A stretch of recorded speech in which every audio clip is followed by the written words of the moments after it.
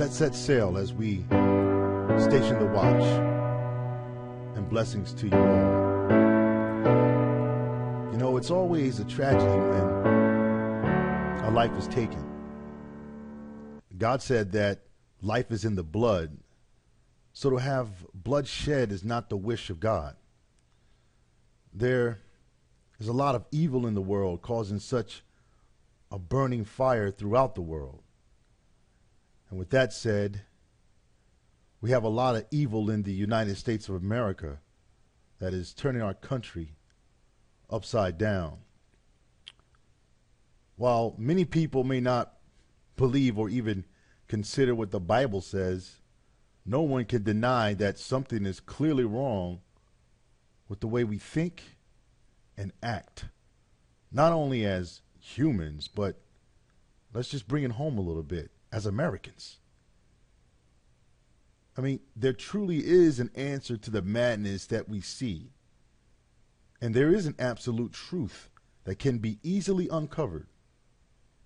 But in order to do that, it takes an open mind and heart to receive that which is true, even if it's not what we desire to hear.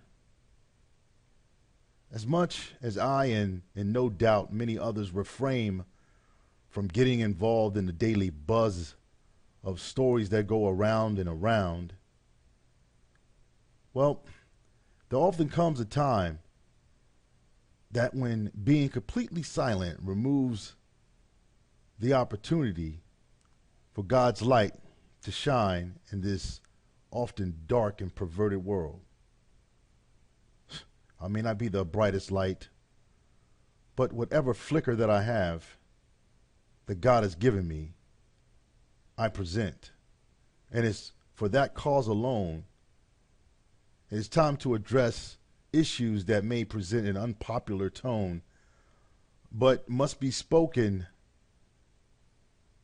because it's the right thing to do. There are so many issues, but God willing, with His blessing, and for all who would choose to listen, will understand the pointed issues that lies within this untimely death that has received so much attention, and rightfully so. So let's discuss it. In the case of the death of Michael Brown, as stated, life is in the blood, and this is in no doubt a tragic event for the family and for those who live in the community where this took place, and generally for all people of our country, because in some way, shape, or form, it impacts each of us. And this includes the officer who was involved and his family as well. And I would assume that all would agree on this, at least. Unfortunately, the handling of this tragic event is even more tragic than the event itself. Now, I'm not speaking about the looting and the unruly protests, as that is a byproduct of the deeper issue. This problem is a mixed bag of generated hatred and the absence of responsibility on several fronts. One of the biggest fronts that seems to elude many, and one that is completely and probably expectantly ignored by the mainstream media, or the mainstream press, if you will, is the weakness, key word here, weakness, or should I say almost complete absence of the godly response that should be occurring from those who claim to be godly persons. I mean, as a Christian, much is to be expected on how we respond to all issues despite the events surrounding the issue itself. As I took time to listen to Mr. Sharpton speak at the funeral of Michael Brown, I would have expected that this funeral would be used to embrace the opportunity to display the power of God's love and the salvation that comes by way of Jesus Christ. Yes, display the power of God's love and the salvation that comes by the way of Jesus Christ. I mean, doing this, yes, all the while making the point of what is truly wrong and what actions that should be taken next, but only in a way that will be pleasing to God. There is no problem with making a point about matters of the issue at hand, but there is a problem of not bringing those issues to God for the glory of God. Yes, there were comments that deterred the acts of unruliness in the community, but there were no comments that expressively encouraged the community to embrace love and/or turn to God exclusively. Instead, what was stated was a need for the government to change and revamp instructions on how the state's police. Well, some of that may be true, and trust me, it's coming, but people may not like it. Now, I can understand the thought behind the statements, but this is not the main issue that should be addressed. Statements such as those do not advance a cause at all. In fact, they usually cause them to become worse. Why is this? Well, let's take a look at some of the reasons. An article posted by the Huffington Post titled 21 Numbers That Will Help You Understand Why Ferguson is About More Than Michael Brown, end quote, begins with this statement, as I quote, "The shooting death of unarmed black teen Michael Brown has sparked nationwide protest and outrage as the country continues to grapple with its history of racial discrimination and police brutality, especially against African Americans. Brown's name is one of the latest additions to a long list of black males killed by officers and vigilantes in a narrative that is becoming all too familiar to many people of color." End quote. Just think about that entire statement. But the report goes on to say this, quote, "The incident in Ferguson has not only highlighted long-standing racial tensions in the suburb itself, but has also laid bare the disparities facing black citizens in the entire country. While the Brown shooting again raises questions about the prevalence of racial profiling and police misconduct, it also reaches far beyond that, stressing ongoing issues of economic inequality, housing discrimination, and unequal access to adequate education." End quote. Okay, well, I won't even address the second part, and the report goes on, and I encourage you all to read it. But I choose to inform you in order that we can better understand the tone of the entire message. If I'm not mistaken, as the article would continue, it would also discuss figures and numbers that are put there for the benefit of the article. And when you read it, you would understand exactly what I'm talking about. This article is not the only one of its nature that sends this type of message. In an article by Pundit Fact, Marcus Lamont Hill, shown on your right, would tell radio host Larry Elder that every 28 hours a black person is killed by law enforcement, vigilantes, or security. His claims were from a MXGM study. What does that mean? Oh, MXGM stands for Malcolm X Grassroots Movement. That is the group that conducted the study. I say that not to discredit the study, but to make you all aware of what it means and how this information was extracted. I could go on and on about statistics and how numbers and data are used, but it's not necessary. I would just say this. Statistics can and are too often skewed to fit the nature of someone's point of view. This is clearly the case here. Just look at the statement. The statement. The first question that I'm going to ask as a simple man, if I were to investigate this topic, would be, how were these black persons killed?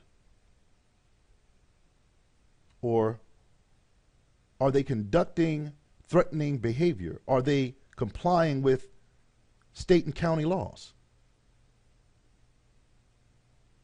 Or what are the circumstances behind each case? Some of these questions were asked, and just as expected, the numbers begin to drop rapidly. I encourage you to look this up and not be convinced by what I say. Americans will consider that there are major problems with the way police carry out their duties as a collective group based on this. And this is how the topic comes up, the need for additional policies for policing.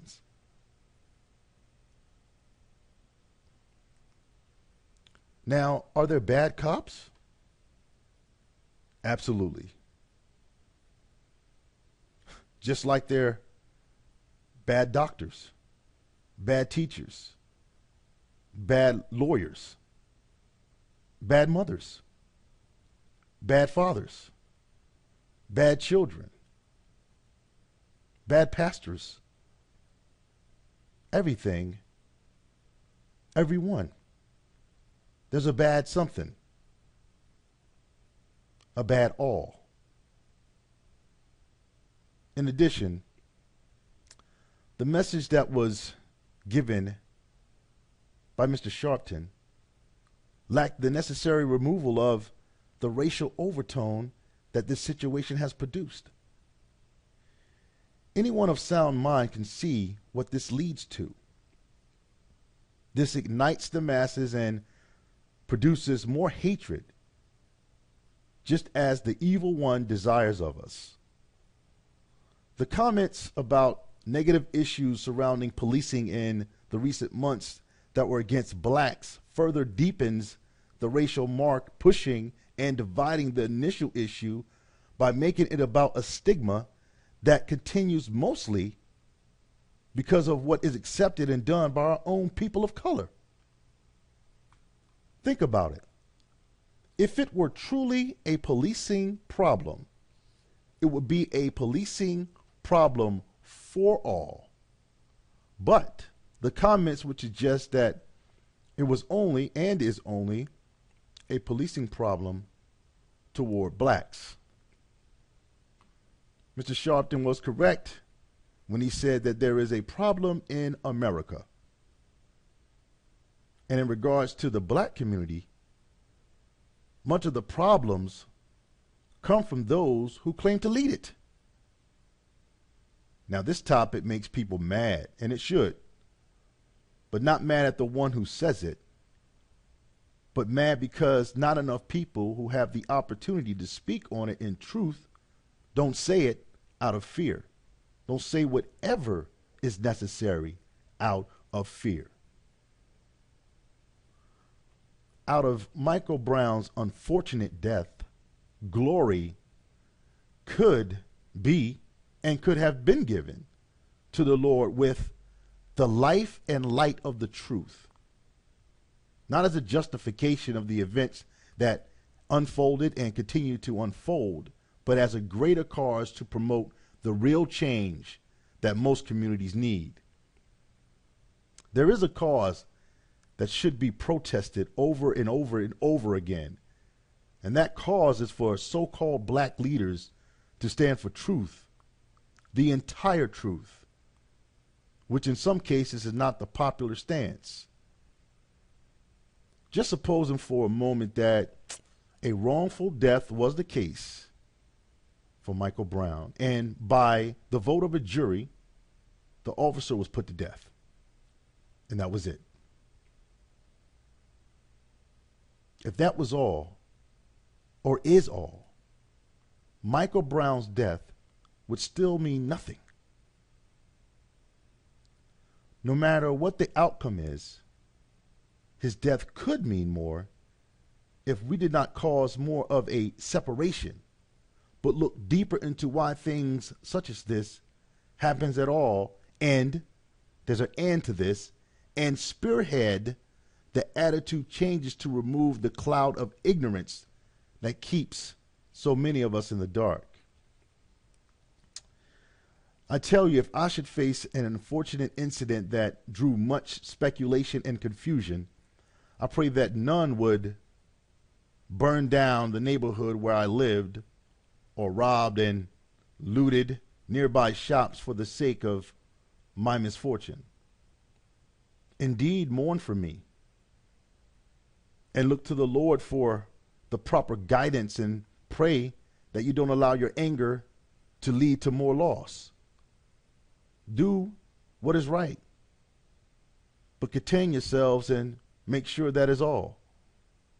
If a protest is required, protest, and prove that patience of old still works in the lost new world. At any rate, most people that would riot for my sake would not be doing so for my sake. It would be for the benefit of them, as an excuse to do evil, as if it was for a good cause. This, and no doubt, happened here as well. But God knows the hearts of those who do such things, and he would judge all of our actions. But for those so-called Christians and Christian leaders, what is the excuse for not promoting that which would lead to an unflinching faith and a stronger community? The church where Michael Brown's funeral was held seemed to be packed with the large venue, and that is a blessing in itself. With that said, I'm sure that some of them must be believers in the Lord Jesus Christ. If so, one would hope that they are not a part of the negative ones that will promote and conduct such protests that bring about those acts that were just discussed. You know, the looting, robbing, and burning down the city for the sake of justice. Now, it's not to downplay the death of Michael Brown or the circumstances surrounding this incident, but rather to bring it to a purpose, as spoken of by the wise preacher who says, "It is better to go to the house of mourning than to go to the house of feasting. For that is the end of all men, and the living will lay it to his heart." Powerful. And I'm not sure if this was mentioned at Michael Brown's funeral, but one of the points of this passage is, as we lay this on our hearts, this death that has occurred, we should all ponder as to why this is. And I mean a deep ponder. Especially in this case where a life was cut short indeed. But it was cut short by more reasons than most care to address. You know, I wonder how many people of this city and around the United States have prayed for a peaceful outcome. I wonder how many people have prayed for the truth to be presented. I wonder how many people have prayed for the officer who is accused of an unlawful killing. I wonder how many people have truly prayed that the Brown family would be comforted and overly blessed with an unbreakable faith that would overcome this tragedy, turning it into God's glory. If this is not the case, then it could be all for nothing. After the town is burned to the ground, jobs lost, jails packed, people hurt or worse, the news stops caring, so-called leaders are off to the next big thing, then what? Drama is like a drug. And this is what's happening instead of getting to the core of the issues that we need to address. Instead, we fan the flames of hatred. But soon, this high will be gone. And so will the opportunity to make it truly a profitable event for all, meaning changing lives for the better and presenting a positive perspective during such negative times. When you read and hear of Muslims for Ferguson, the question that pops in my mind is, what does that mean? What does it mean when the Muslims say that they are ready to respond to the Ferguson decision? I mean, does this reflect the comments made by Louis Farrakhan? Should one believe that this response would be out of love and represent the true state of a people who truly care? Those are questions for you to answer, and me as well. I truly pray that a peaceful resolution in the end would be the result, and that true justice is achieved. Moreover, I pray that people will see through the blinds of ignorance, and that also the black community will stop running towards the race card and start running towards being responsible. We do have an action to take, and that action begins with ourselves, and those spiritual leaders should make this known. They should make this a point indeed. Quick personal note, I can remember hating everything at a point in time in my life. Everything that did not go the way that I wanted it to go. Everyone who did not think like I did or represented what I thought was right. I remember being all about me and what made me feel good. And if those weren't engaged in the same thought process, they were outcast, different, and stupid. I can remember walking to the not being proud to be who I am. I can't change my color, and I don't even think about it. But it can become problematic because I do remember walking in that black pride, beating drum, forgetting that I'm supposed to be an American first. Better yet, I'm supposed to be a child of God and not one of evil or for evil. I mean, how can I expect God to love me if I only love myself or black people or people of the same color? If God sees color and chooses one over the other, then he's not a God at all. This is the same attitude the slave owners had, and now it seems that we as blacks have adopted it. Could it be that we as blacks are more racial than any other ethnic group? How could we be racial at all? The idea seems preposterous. But the reality is, this appears to be true. And I don't mean a racist attitude against just white people, but a prejudice against other blacks who differ in opinion as well. This is extreme. I mean, recently, 2 blacks just made this point so known. These 2 blacks just made history in the Senate. Mia Love, she was voted into office due to her character and hard work. All the things that she's done over the years have paid off. And also, Tim Scott, who was selected for the very same reason. Now, do you think any well-known supporter of the black community responded to this in a positive way at all? Now, there was a post by one from CNN, and it was pointed, but it never reached the level of attention that is gained by so many other insignificant matters. What about the NAACP? Just so you're not confused, it was founded by white people. But did one of them, who's in charge in the leadership role today, place a public call and congratulate either one of them on a job well done? Is it because they represent a party that is not supposed to have blacks? Could it be that these black candidates are Republican? What? Well,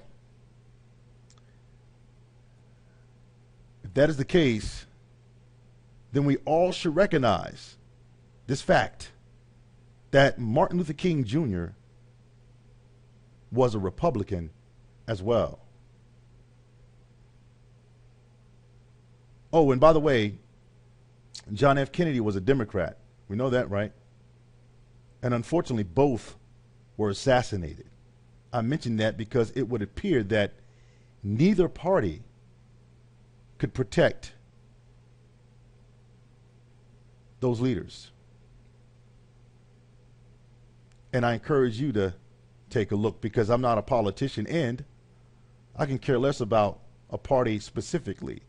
I choose principle, and I encourage you to do the same thing. What are you voting for? If you're voting for a party, that doesn't even make sense. You should vote for the principle and morals that come behind it, if that's what you believe in. But morals only come from God.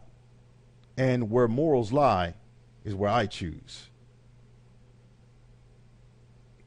Again, I encourage you all to do your own research on this matter and not allow me or anyone else to persuade you. So let us move on.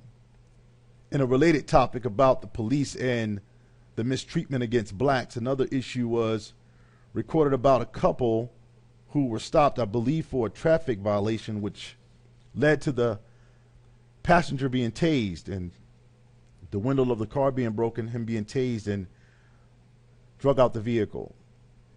Now, this was shown over and over again and called outrageous behavior by the cops, meaning the cops acted aggressively and unnecessarily,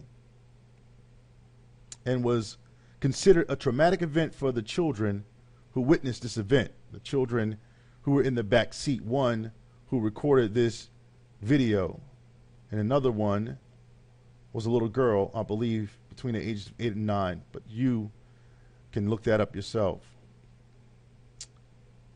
And be real about what's going on when you do look it up. See clearly that the action by those in the car led to the action by the cops outside the car. There is no debate, but yet the race car continues to get pulled, and those who claim to be the voice of the black community say nothing. Let me just say this, and I say this in a deliberate way, but not a condemning way, just as a point.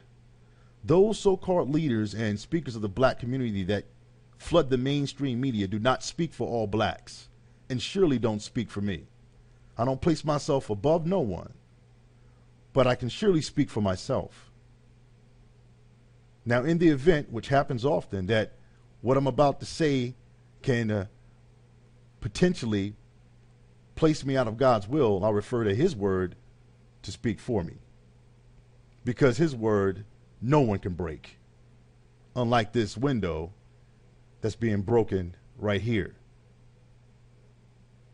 I truly believe that most people see this play on weakness and ignorance and will make more people aware so that this trend of ignorance will be reduced. I'm not so optimistic to say that it would be eradicated, but it can clearly be reduced, especially in the African American community. One of the biggest attention getters of this story that you're watching revolved around the children being in the car. The message that was communicated was that people basically, have kids with them shouldn't be treated as some type of suspects or a threat, because why would they do anything with children around? You can capture several of these videos that allude to that on the mainstream media when they have personnel that come and discuss this topic, how they voice their opinions, that the officers should recognize that with children in there, why would they think they would be doing something, that would go against the law or put their children in danger? Well, in this video, a man that has been pulled over for a traffic violation with his daughter nearly kills a female police officer right in front of her.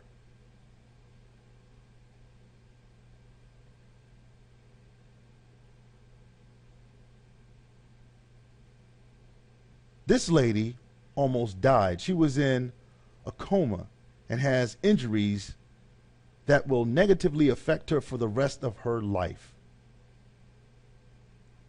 And you see, his daughter was with him. Tell me this. Did we hear a huge outcry? Were things burned down?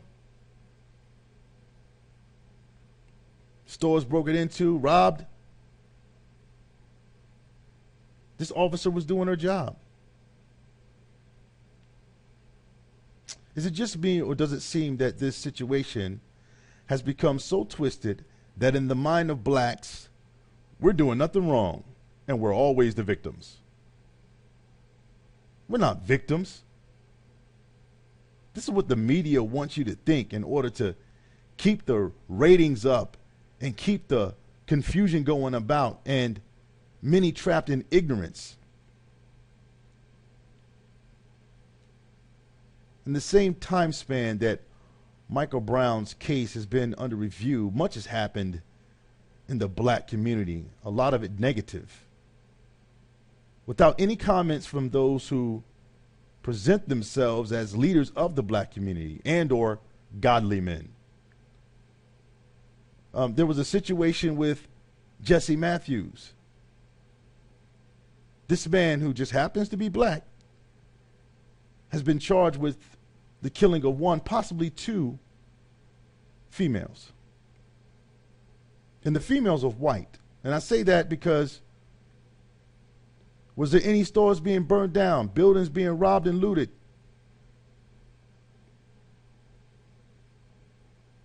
An outcry. Also, the man in Indiana who admitted to the killings of at least 7 women. He too is also black.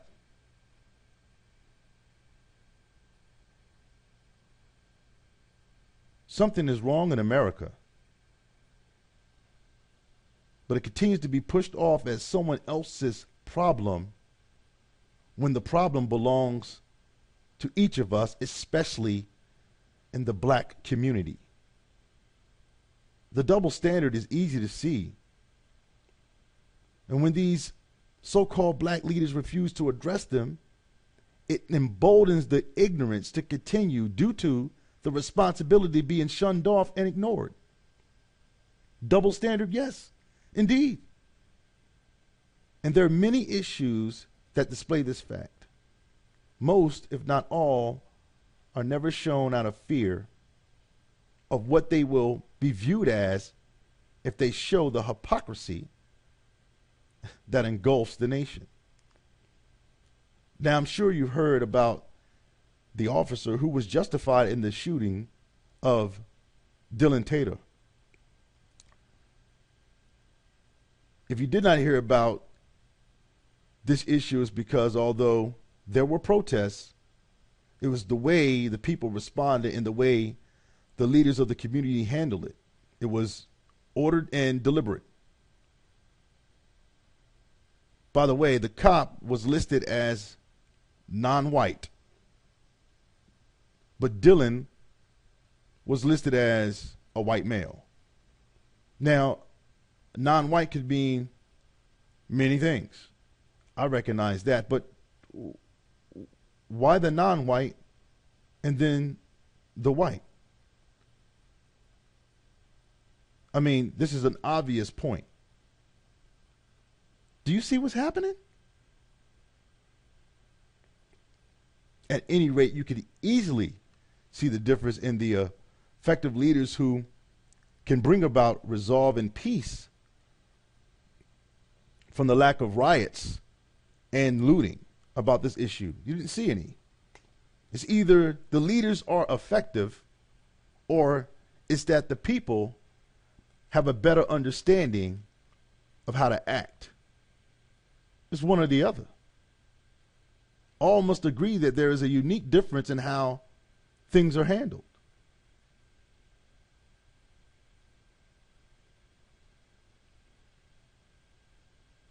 Clearly. Why can't black leaders promote and or achieve the same response during times of duress? I mean, I could understand that ignorance will always exist and you can't control the actions of all, but leaders themselves can control themselves and promote the biblical answer while supposed to be standing as God's people. Earlier we talked about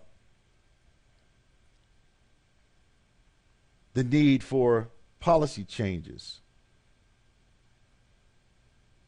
Well, I submit to you that changes have already begun to take place before this incident even happened.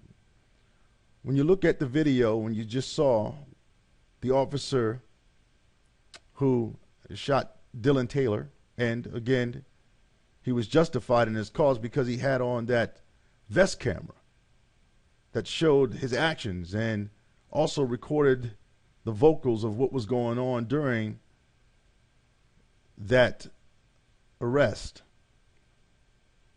So cops will be outfitted with more of these cameras, and neighborhoods will be outfitted with more of cameras, surveillance, Big Brother, whatever you want to call it.